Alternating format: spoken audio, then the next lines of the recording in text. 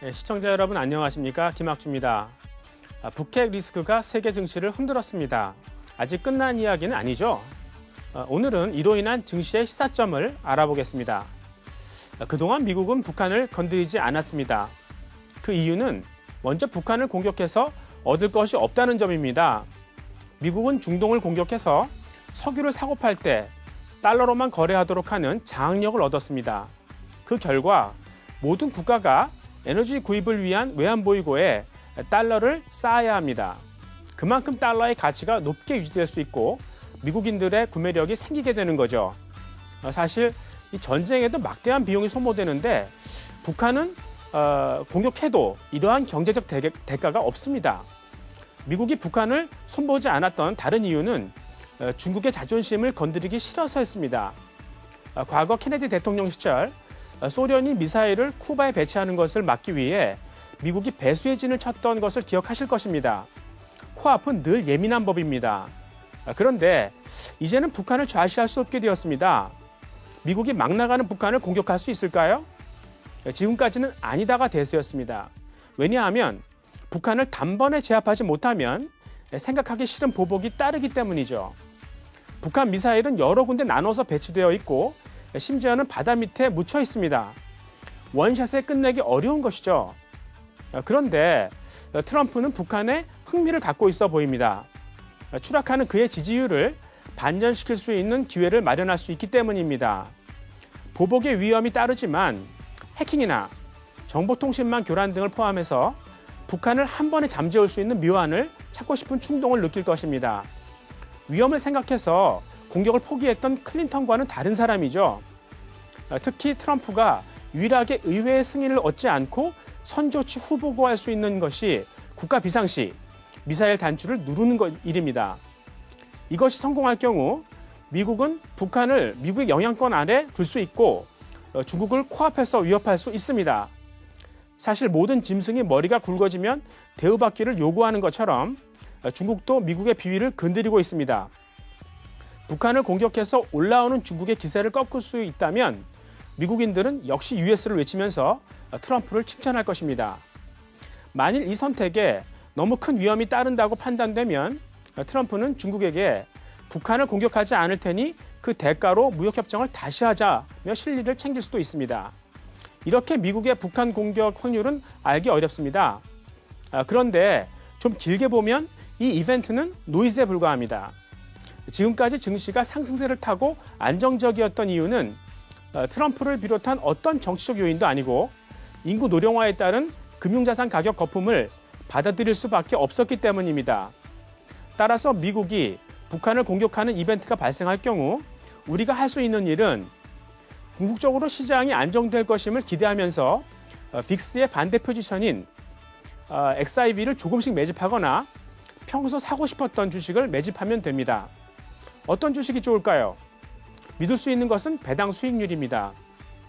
만일 당황스러운 사태가 발생해서 주가가 폭락하면 배당 수익률이 급등합니다. 그것은 손에 넣은 것입니다.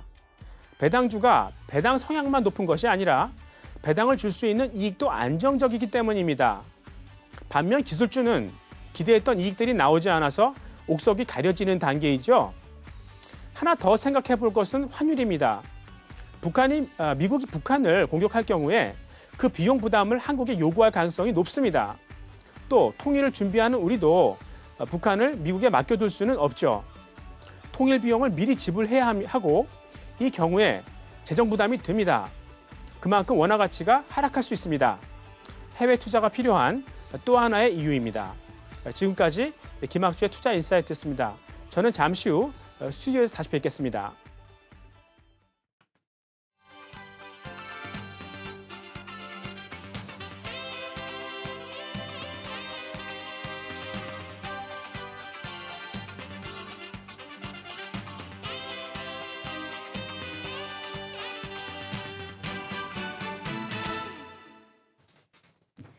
오늘 바이오헬스 CEO 초대석에선 바이오 FDNC의 모상현 대표를 만나봅니다. 바이오 FDNC는 화장품의 생명과학 기술을 접목해 고부가가치 화장품 원료를 생산하는 기업입니다. 대표적인 제품으로는 다양한 성장인자와 식물 줄기세포 추출물, 또 생약 추출물 등이 있는데요. 이 성장인자들은 실제로 인간 신체에서 작용하는 인체 생리활성 물질로 피부세포의 증식을 유도하는 단백질입니다. 바이오 FDNC의 경쟁력으로는 탄탄한 연구개발 인력을 꼽을 수 있는데요. 연구소가 어떤 성과를 내고 있는지 살펴보죠. 먼저 바이오 FDNC는 최근 화장품과 의약품의 합성어인 코스메슈티컬 화장품을 선보이고 있는데요. 이 코스메슈티컬 제품은 일반 화장품에 비해 효능이 좋고 또 전문 의약품과 비교해 가격도 저렴하다는 장점 때문에 민감한 피부를 가진 사람들과 피부 트러블로 고생하는 사람들에게 의약외품으로 인정받고 있습니다.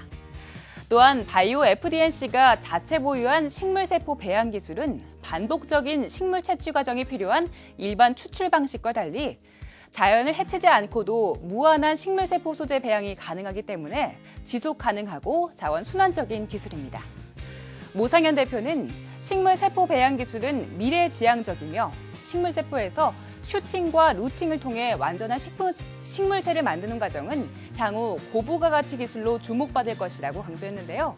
화학 소재는 줄이고 또 자연을 훼손하지 않으려는 기업들에게 아주 매력적인 소재가 되겠죠. 바이오 FDNC가 앞으로 생명공학 기업으로 어떤 길을 걸어갈지에 대해선 모상현 대표와 더 자세한 이야기 나눠보겠습니다. 예, 시청자 여러분. 원래 화장품 소재는 해외에서 주로 수입하게 됩니다. 여러분들이 알고 계신 코스맥스나 한국콜마 같은 경우에는 화장품을 대신해서 생산하거나 개발해주는 업체죠. 오늘 출연해주신 바이오 FDNC 같은 경우는 이 기능성 화장품 소재를 개발하거나 생산하는 업체입니다. 바이오 FDNC의 모상현 대표님 모시겠습니다. 대표님 안녕하세요. 네, 반갑습니다. 예. 안녕하세요.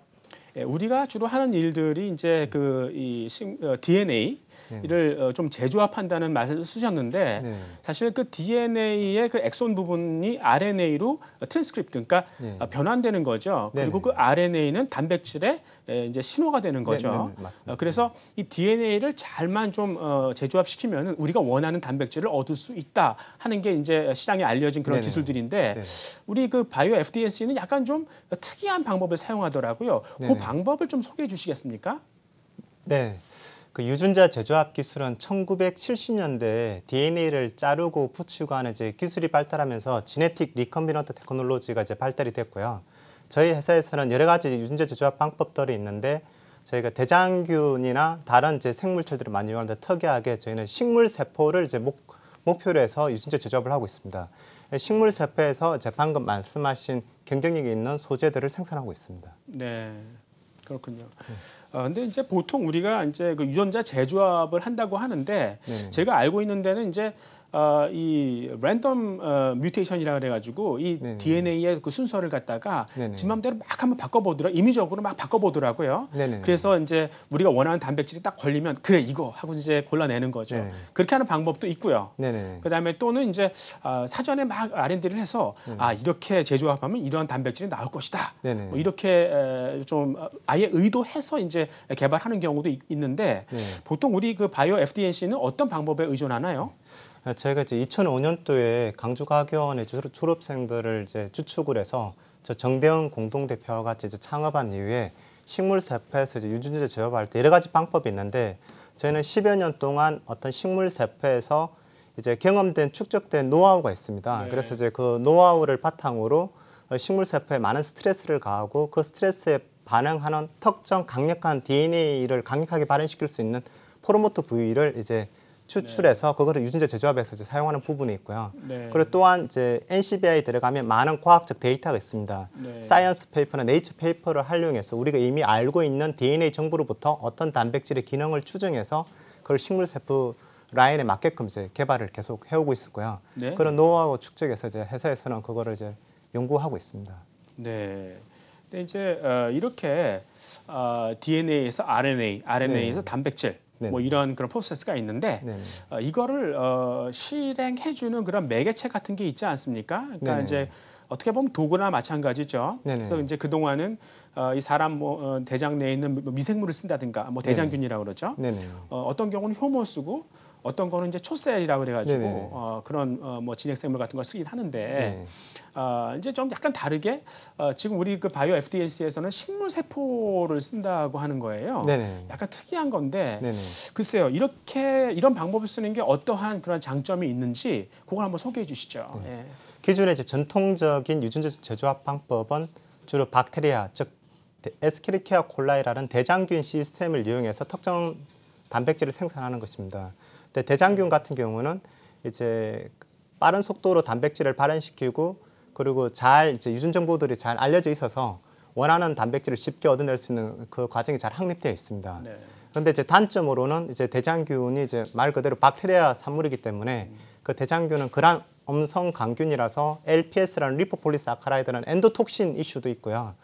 이제 그런 문제점들이 좀 안고 있습니다. 그리고 이제 말씀하신 효모 같은 경우는 대장균에서 진핵 단계로 오는 세포고요. 네네. 대장균보다 조금 느리지만 이제 연구도 많이 하고 있는 추세고, 네. 특히 최근에 이제 많은 삼성 바이오로직스나 뭐 여러 가지 이제 셀트리온이나 기본적으로 약을 개발할 때 차이니즈 햄스터 오바리셀은 초셀에서 이제 단백질을 얻어내서 임상을 통해서 약을 개발하고 있습니다. 근데 초셀 라인은 배지가 상당히 비싸다는 이제 좀 단점이 있고, 네. 그 이제 여러 가지 이제 장단점들이 있는데 네. 이 플랜트 셀 식물 세포 분야는 이제 전 세계적으로 연구한 바가 되게 적습니다. 네. 그 식물 세포에서는 이제 장점들이 이 대장균이 안고 있는 단점들을 극복해서 이제 단백질 구조 폴딩도 제대로 될 수 있고, 그리고 식물이 가지는 동물성 바이러스 오염 문제가 전혀 없다는 장점이 있습니다. 초셀 같은 경우는 이제 이 동물 세포라서 이제 바이러스 오염 문제 같은 게 있는데 이 플랜트 셀 식물 세포에는 이제 동물성 바이러스가 오염되지 않습니다. 네. 이제 그런 장점들이 있고, 하지만 이제 연구 개발 기간이 10년 이상 이제 소요돼야 되고 식물 세포에 대해서는 계속 이제 연구를 많이 해야 되는 부분이 있고, 근데 식물 세포에서 단백질 구조 폴딩이나 원하는 산물을 얻기까지는 많은 노력이 필요합니다. 예. 장점이 있네요. 그러니까 네, 식물 장점, 세포를 네. 이용하는 게 네네. 그러니까 사실 뭐 지금 굉장히 많은 바이오 업체들이 약을 개발하기 위해서 임상이라는 걸 하게 되는데 그게 굉장히 오랜 기간이 소요되고 돈도 엄청나게 소모되는 거 아니겠습니까? 네네. 위험도 따르고요. 네네. 근데 이걸 말씀을 들어보면은 일단 독성이 별로 없다. 네. 그러니까 보통 임상일상에서 독성을 테스트하는데 그것도 쉽고 네. 이상에서 이제 에피커시라고 그래가지고 네. 성능을 테스트하는데 단백질 구조를 만들기도 쉽고. 네네. 그러니까 상당히 임상을 진행하는데 되게 유리한 점이 많이 있겠어요. 네네. 네, 결정적으로 이제 식물 세포 같은 경우는 이제 가장 강점이 산업적 관점에서 마케팅의 핵심 포인트가 될 수 있고, 네. 식물은 사람이 오래 전부터 이제 먹어 오던 것들이고요. 네. 그런데 이제 생명의 근원을 이루는 단위가 세포라는 건데, 네. 그 중에 이제 식물 세포는 식물을 만드는 근원적인 이제 네. 예, 줄기세포처럼 되는데, 네. 예를 들면 사람은 손가락을 자르면 사람이 되지 않습니다. 예, 하지만 예. 식물은 어떤 조직에서든 탈분화가 되고 재분화되고 예. 이제 전체를 만들어내는 토티포텐시라는 전형 성능이 있어서 네. 마음대로 이제 변형이 가공하고 그런 것들을 이제 빅파마라든지 이 산업계에서는 결국 앞으로 이제 연구돼야 할 대상들이 이런 네. 플랜트 셀을 기반으로 하는 많은 바이오 산물들을 이제 얻으려고 하고 있고, 그런 것에서 이제 식품이라든지 약이라든지 네. 이런 걸 개발하려고 하는데 이제 네. 많은 기업들이 관심을 가지고 있고, 저희도 이제 그런 기업 중에 한 바이오 기업이라고 할 수 있습니다. 재미있는 아이디어네요. 그렇죠? 네네. 예. 근데 이제 여전히 한 가지 조금 의심하게 되는 것은 식물 세포라 하더라도 이게 DNA를 만지게 되면 결국 유전자 조작이 되고 이제 GMO의 범주에 들어가지 않는가, 뭐 이런 생각을 하게 되는 거죠. 보통 같은 경우에는 이런 의심을 받게 되면 이제 퓨리파이 한다고, 그러니까 다시 그걸 깨끗하게 만들어서 사용을 하거든요. 네. 그런 경우에는 이제 이 대장균이 좀 쉽다. 네. 사실 이 퓨리파이 하는 게 되게 비용도 많이 들고 어렵다고 얘기를 들었는데 네. 식물 세포는 어떤지 그 부분을 한번 의심해 보고 갈까요? 네. 원래 이제 그 GMO라고 하는 것은 Genetically Modified Organism 약자로, 특히 이제 식품 분야에서 GMO 분야가 1980년대 이제 주로 이제 몬산토에서 개발된 많은 GM 식품들이 있는데요. 네네. 지금 이제 GM의 어떤 Genetically Modified 된 오르가니즘들에 대해서, 그리고 그거에 이제 만들어지는 산물들에 대해서 사람이 먹었을 때 이제 안전함에 대해서 아직 그 정확한 장치가 없기 때문에 네. 여러 가지 안전성 테스트를 해야 되는데, 기본적으로 우리나라도 GM 식품에 대해서는 철저하게 이제 규제를 하고 있습니다. 하지만 이제 아까 말씀하신 대로 박테리아에서 특정 유전자 제조합으로 만들어진 산물을 이제 얻어내고 분리 정제한 다음에 그것에 대한 안전성 테스트를 세이프 테스트를 마친 다음에 허가를 통해 가지고 그러한 산물들은 화장품 소재나 이제 이렇게 쓰일 수가 있고요. 네. 그래서 당분간 이제 푸드 분야, 식품 분야에서는 이제 규제가 계속 이어질 거라 생각을 하고 있고, 하지만 이제 의약품 개발이라든지 원하는 안티에이징 소재로서의 그런 네. 것들은 안전성 평가나 임상을 통해 가지고 다 이제 사업화될 수가 있습니다. 아, 그렇군요. 예. 예, 하여튼 지금 말씀하시는 걸 들어보면은 이 줄기세포, 식물 줄기세포라는 말을 사용하시는데 네. 보통 제가 이제 줄기세포라는 말에 친숙한 것은 사람이나 동물 네네. 쪽이거든요. 네네. 그러니까 식물에도 줄기세포가 있는 겁니까? 네, 이제 그 원래 스템셀이라는 줄기세포 용어는 이제 휴먼에서 나왔습니다. 그래서 휴먼의 스템셀이 크게 엠브리오닉 스템셀, 배아줄기세포하고 어덜트 스템셀이 이제 두 가지가 있고요. 네네. 그런데 이제 이런 줄기세포들은 다른 세포로 분화될 수 있는 만능세포라 불려져서 이제 분할 수 능력을 가지고 있습니다. 네. 그래서 이제 사람의 엠브리오닉 스템셀 같은 경우는 사람 전체를 만들어낼 수 있는 능력을 가지고 있는 거거든요. 네. 근데 식물은 오히려 동물 세포에 비해서 어떤 이제 조직이든지 탈분화가 되고 다른 분화로 될 수 있는 이런 줄기세포가 가지고 있는 유연성, 즉 플라스티시티하고 네. 하나의 세포에서 완전한 개체가 형성될 수 있는 전형 성능, 토티포텐시를 가지고 있습니다. 네. 그런 측면에서는 사이언티피컬리 식물도 플랜트 스템셀을 분류해 줄 수가 있습니다. 그러니까 식물은 크게 보면 이게 길이 자람과 부피 자람이 있는데 네네. 길이 자람 대 슛 에피칼 메리스템 영역과 룻 에피칼 메리스템 영역 그리고 프로캠비엄 영역에서 이제 계속 그 세포가 나오는데 이제 그런 것에서 이제 만들어져서 완전한 개체가 만들어집니다. 그래서 줄기세포라 불려질 수 있다고 생각합니다. 예, 뭐 쉽게 얘기하면은 그 식물에도 그 미분화 세포, 그러니까 줄기세포의 기능을 하는 그런 부분이 있고, 뭐 그거를 뭐 켈러스라고 부르는데, 하여튼 뭐 그런 게 있고, 심지어는 뭐 그 식물의 성체 부분을 다시 이런 미분화 세포로 다시 치환하는, 돌려주는 그런 것도 할 수 있다. 그러니까 그러한 어떤 엔지니어링 능력이 우리한테는 있다. 이런 거가 이제 주안점이 되겠습니다.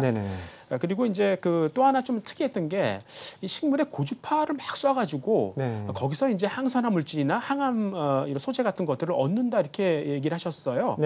그래서 이런 그 방법은 좀 어떤 것인지 한번 소개해 주실 수 있습니까?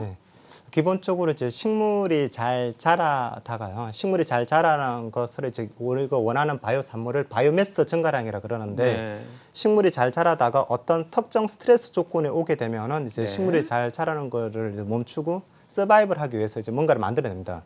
대표적으로 이제 신토불이라는 한자 성어가 있는데요. 그러니까 겨울에는 마이너스 30m로 우리 온도가 마이너스 15도로 떨어지고 여름에는 35도씩 올라가는데 스트레스를 받을 때 어떤 특정 물질을 축적하거든요. 그러니까 고주파라는 것도 이런 환경적인 온도는 아니지만 인위적인 스트레스 유발 자극원입니다. 그래서 식물 세포를 배양을 할 때 적절하게 바이오매스를 증가시켜서 식물세포로 배양한 다음에 고주파를 쏘게 되면 그 고주파에 반응해서 식물세포가 살아남기 위해서 특정한 물질을 만드는데 그것들이 우리 몸속에 유용한 대사산물들이 많이 만들어집니다. 그렇군요. 그러니까 뭐 이 극한 환경에 처하면 생물이 자기가 살아남기 위해서 어떤 그 물질들을 막 분비하게 되는데 그게 이제 우리한테 어떤 솔루션을 줄 수 있는 뭐 항산화, 항암 뭐 이런 기능들이 나오는 거를 이제 알게 됐고 우리는 그걸 조작해서 얻어내는 그런 많은 노하우들이 쌓여 있다. 뭐 이렇게 해석하면 되겠네요, 그렇죠? 그렇습니다. 그러니까 고주파 장치를 활용해서 실제 식물 세포를 배양할 때 이제 바이오에피덴시 저희 회사가 최초로 이제 어떤 특정 이소폴라본이나 2차 대사산 증가되는 방법을 이제 한 5, 6년간 연구를 했었고요. 그런 기술을 이제 특허를 한국뿐만 아니라 미국에도 특허 등록을 시켰고 최근에 이제 산업통상자원부로부터 New Excellent Technology NET 인정을 받은 바가 있습니다. 그래서 미국의 다국적 기업이나 큰 기업들도 이런 세포 배양 방법에 대해서 많은 관심을 가지고 접촉해 오고 있습니다. 그 뭐 미창부에서 상도 받고 제가 여러 가지 얘기 많이 들었었습니다. 그렇다면 이제 그 지금 말씀하신 거 보면 단순히 항산화뿐만 아니라 항암 쪽도 이제 들어가는 거니까 우리가 얻은 이 단백질을 갖고 이제 이 인류의 염원인 뭐 암 치료라든가 뭐 다양하게 적용될 수 있는 부분이 많이 있을 것 같아요. 우리가 이제 새로운 어떤 사업을 열 수 있는 그런 부분이 어떤 건지 좀 소개해 주시죠. 기본적으로 저희가 이제 식물 세포를 줄여가는 이유는 뭐냐면 사람이 이제 나이가 들면 기본적으로 누구나 이제 암세포 같은 게 많이 발생될 수 있는데 특이하게 사람이 만들지 못하는 특정한 물질을 만들어내고 있는 게 이제 식물체에서 많이 만드는 것들이 식물성 케미칼, 즉 파이토케미칼을 불러주는 물질들입니다. 그런데 이거를 식물 성체 단계가 아니라 세포 레벨에서 고주파 장치 이런 걸 이용해서 특정한 암세포를 죽일 수 있는 파이토케미칼들을 누적할 수 있는 기술들을 가지고 있으니까요. 그런 물질들에서 이제 산업 분야가 건강기능식품이라든지 네. 혹은 이제 암을 치료할 수 있는 그 이제 기본적으로 나중에 임상이 되고 해야 되지만 네. 그 기본 원인 물질 같은 것도 만들어낼 수 있거든요. 네, 네. 대표적으로 이제 삼양제넥스 같은 경우에 텍솔이라는 주목남에서 유래한 어떤 파이토케미칼들이 네. 항암제의 대표적인 사례거든요. 네, 그런 항암제 같은 성분들도 저희 이런 기술을 활용해서 만들어낼 수 있습니다. 네. 그래서 지금은 안티에이징 분야에서 코스모시티컬 소재로 많이 활용하고 있지만 이게 건강기능식품이나 이 항암제의 어떤 원료 같은 부분도 이제 크게 나아갈 수 있고요. 네네. 더 크게는 이제 식물은 먹을 수가 있기 때문에 식물 세포 자체에 특정 항원성을 줄 수 있는 이뮤노제네시스를 줄 수 있는 물질을 만들어서 네네. 면역력을 강화시키는 에드블 백신 이제 목표를 장기적으로 가지고 있습니다. 예, 먹는 백신. 네네. 예, 그리고 요즘에 뭐 이 필러 같은 게 한참 유행인데 그것도 가능하지 않습니까? 예, 이제 필러도 최근에 히알루론산 필러, 펩타이드 필러 등도 있는데요. 네네. 식물에 유래한 특정 성분을 이용해서 만드는 필러도 저희가 다국적 기업이나 많은 기업들이 관심을 가지고 있고 연구할 네. 분야라 생각하고 있습니다. 네, 그러니까 이러한 신사업이라는 게 계속 R&D를 통해서 나오는 것 같아요. 그리고 네네네. 제가 이제 바이오 FDNC를 이렇게 볼 때는 정말 그 R&D 오래된 기업인 것 같아요. 굉장히 그 학구적이고 공부를 많이 하고 거기서 이제 새로운 사업들이 파생되는. 네네네. 그래서 이제 이 R&D를 안 들어볼 수 없는데 우리 R&D 능력을 간단하게 좀 소개해 줄 수 있습니까? 네. 성과 같은 거. 예. 예. 저희는 이제 그 인천 송도에 안티에이징 연구소가 있고요. 전라남도 하순에 이제 전남 지점으로 이제 의학 나노 수제 연구소가 있습니다. 네. 그것도 12년 동안 제가 열심히 연구해서 자체적으로 이제 많은 70여 건의 특허도 확보했고요. 그리고 작년에는 이제 연세대학교랑 같이 공동 연구를 해서 네이처 커뮤니케이션지에 어떤 그런 R&D 성과를 보고한 바도 있습니다. 그리고 금년에는 동국대 김종필 교수님 팀하고 해서 자기장을 활용한 줄기세포 분할을 조절하는 것들로 네이처 나노테크놀로지에 이제 투고한 바가 있고요. 네, 네. 뭐 여러 가지 이제 성과들이 있고 네. 그런 성과들을 이제 미국이나 이제 중국 네. 같은데 글로벌 학회 같은데 가서 이제 발표를 통해서 네, 계속 네. 이제 알리고 그리고 NCBI 논문을 계속 보고하고 있습니다. 네, 사실 뭐 굉장히 네이처를 비롯한 뭐 해외 유수한 논문에 많이 이제 등재가 됐고 그래서 이제 그런 걸 보고 네네. 사람들이 알아서 찾아오는 것 같아요. 네. 그게 이제 그러면서 우리가 이제 조인트 벤처도 할 수 있고 이게 해외 진출의 어떤 교두보가 될 수 있지 않을까 이런 생각도 해보는데 그런 성과가 있었습니까? 네, 지금 학회 발표를 통해서 많이 하다 보니까 특히 이제 플랜트 스템셀 필드는 연구가 많이 되는 분야가 아닙니다. 네. 중국에서 이제 플랜트 스템셀에 대해서 이제 학회에서 발표한 적이 있는데 이제 그거를 보고 이제 저희가 투자 유치하는 계기도 되었었고요. 네. 그리고 그런 학회나 그리고 여러 가지 익지비션, 박람회를 통해서 저희 네. 이제 연구 성과를 많이 알렸고요. 네. 한 12년 동안 10년 정도는 완전 R&D 오리엔티드된 연구 개발 기업이었었고요. 네. 최근에는 이제 그런 것을 바탕으로 이제 마케팅이나 이제 산업 분야에 네. 적용을 해서 네. 이제 사업화를 이제 포커스를 하고 있습니다. 예, 그러니까 지금 중국 기업하고 전략적 제휴를 맺었죠. 네네. 그래서 중국의 화장품 회사가 네. 내가 당신들 제품 사주겠다라고 네네. 약속을 했었고, 네네. 그다음에 이제 말레이시아 쪽에서 이제 할랄 인증을 받으면 이슬람 쪽에 이제 계속 네네. 수출할 수 있게 됐고, 그러니까 네네. 그런 것들이 성과였고, 네네. 그다음에 이제 이탈리아의 지보단 얘기도 나오던데요. 네네. 그건 어떻게 된 거죠?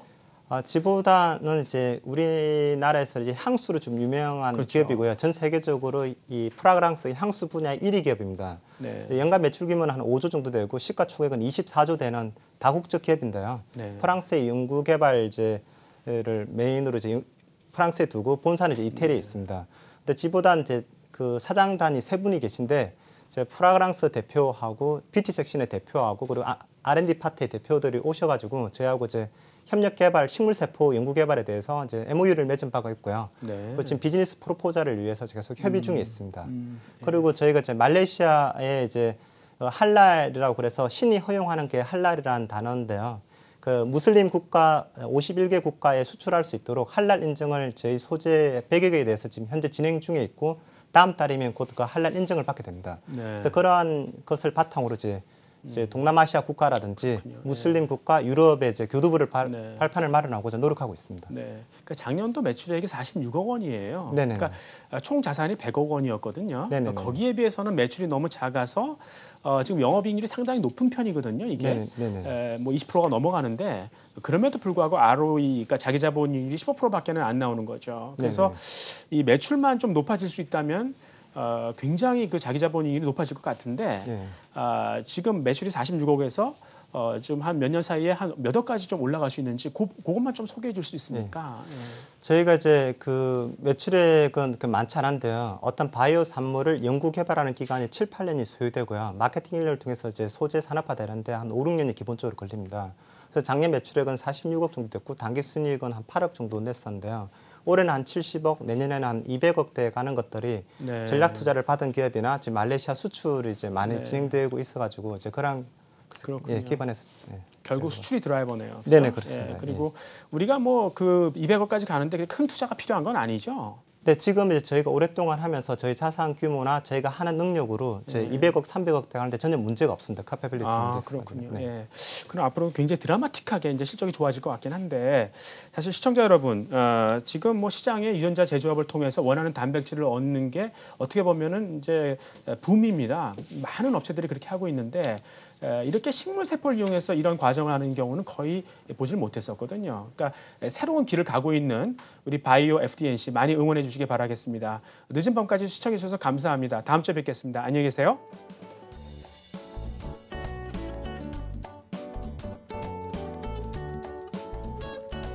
(2017) 바이오헬스 투자 페스티벌이 9월 22일 한국거래소 국제회의장에서 열립니다. 기업 공개를 앞두고 있는 유망 바이오헬스 기업을 만나보실 수 있는데요. 여러분의 많은 관심과 참여 기다리고 있겠습니다.